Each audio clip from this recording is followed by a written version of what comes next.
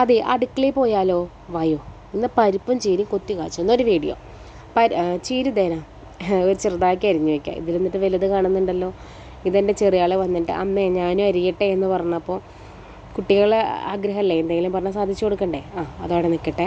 അതിൻ്റെ ഇടയിൽ ഞാൻ പരിപ്പ് വെള്ളത്തിലിട്ട് കുതിർത്തി വേവിച്ചു. ഒറ്റ വിസിലടിച്ചാൽ മതി, ഇതുപോലെ വെന്ത് കലങ്ങി പോവല്ലെങ്കിൽ. അപ്പം നമ്മൾ ചെറുതാക്കി അരിഞ്ഞു വെച്ച ചീര നമ്മുടെ വെന്ത് വന്ന പരിപ്പിനകത്തോട്ട് ഇട്ട് കൊടുക്കുക. അത് ഇട്ടിട്ട് ഒന്ന് തിളയ്ക്കല്ലേ വേണ്ടു, ചീരയൊക്കെ പെട്ടെന്ന് വേവൂലേ. തിളയ്ക്കാൻ പോണേക്ക് മുന്നേ ഉപ്പും കൂടി ഇട്ട് കൊടുക്കുക.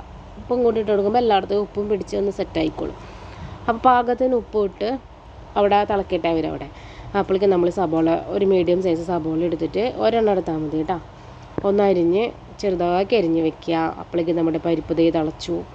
ഉപ്പ് നോക്കിയപ്പോൾ ഉപ്പൊക്കെ കറക്റ്റായിരുന്നു. അപ്പുറത്തൊരു പാത്രത്തിൽ നമ്മൾ എന്ത് ചെയ്തു, കറി കാച്ചാൻ വേണ്ടിയിട്ട് വെളിച്ചെണ്ണ ഒഴിച്ചു. ചെറിയ ആൾ വന്നിട്ടാണ് ഒഴിച്ചത്, അതുകൊണ്ട് ഇത്തിരി കൂടിപ്പോയി. തിരിച്ച് എനിക്കത് ഒഴിച്ച് വയ്ക്കാൻ പറ്റിയില്ല.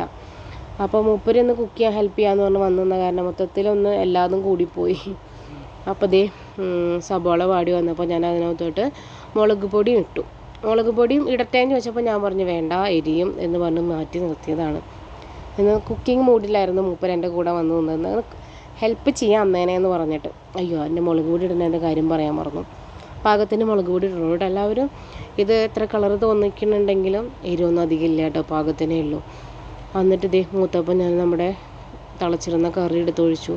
നോക്കിയപ്പോൾ കറിക്ക് ഭയങ്കര കട്ടി. ഇത്ര കട്ടി ആവശ്യമില്ല. അപ്പം ഞാൻ കുറച്ച് ചൂടുവെള്ളം ഒഴിച്ച് കട്ടിയൊക്കെ ഒന്ന് കുറച്ച് നല്ല ഉപ്പൊക്കെ നോക്കി പാകമായി. കറി ചോറിൻ്റെ ഒപ്പം അടിപൊളിയാണ്.